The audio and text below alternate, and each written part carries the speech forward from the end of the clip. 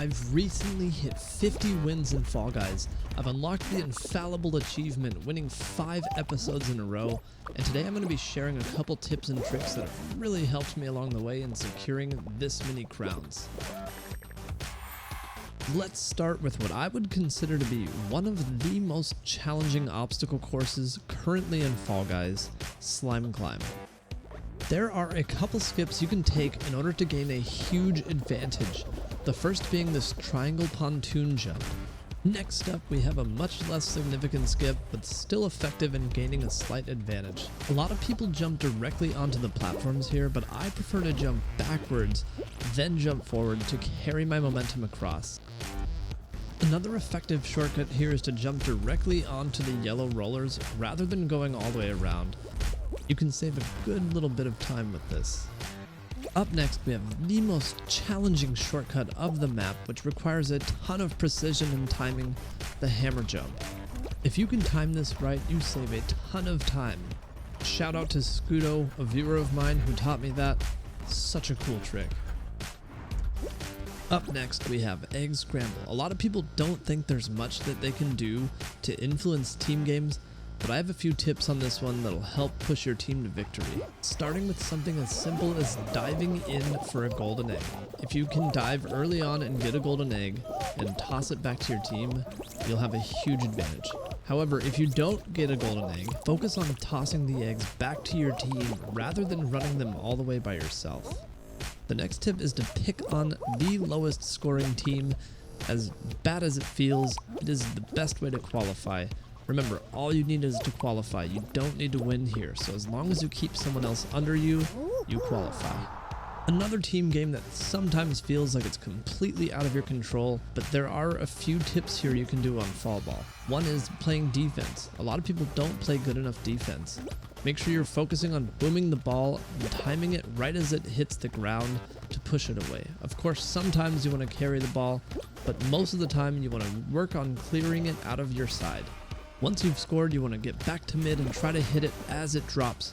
You can get so many points by doing this.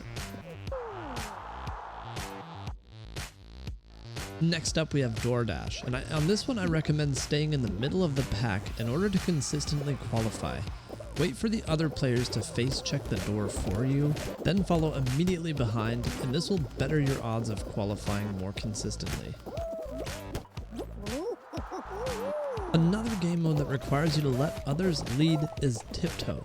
Stay in a close second in order to qualify more consistently on this one as well. Once someone finds the path for you, immediately follow their lead. Up next, we have tail tag, and for a long time I struggled on this one until I found this strategy. Once you get a tail, jump from platform to platform rather than taking a linear route. It is much harder for people to follow you. They'll fall in between these platforms, and you'll have a much better chance at qualifying. An easy trick for Jump Club is to run with the pink pontoon rather than against the green. If you run with the pink, you will never have the green and the pink pontoon line up in a way that pushes you off. You can run with the pink until you can't catch it anymore, then you can turn around and quickly jump over the green, and then line back up with the pink.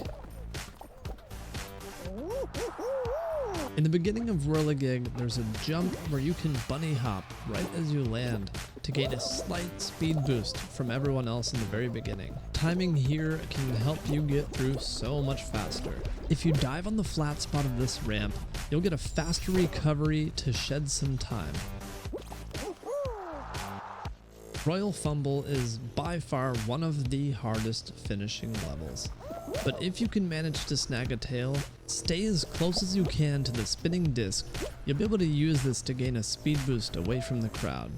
There are also 2 spinning discs, so if you can go back and forth between them, you will really throw your opponents off. At the end of Fall Mountain, if someone is next to you as you go for the crown, you can turn and push them back to gain an extra second. By now, most of you probably know how to jump slowly on a hexagon, but something you should also focus on is cutting your opponents off. By running around and making sure that you cut people off, you're giving yourself more real estate up top. I noticed that on my left are 2 players, so I decide to cut them both from my area so that I'll have more space alone up top.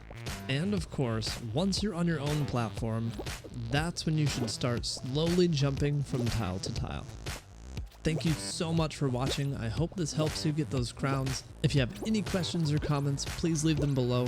Find me on Twitch, come say hi.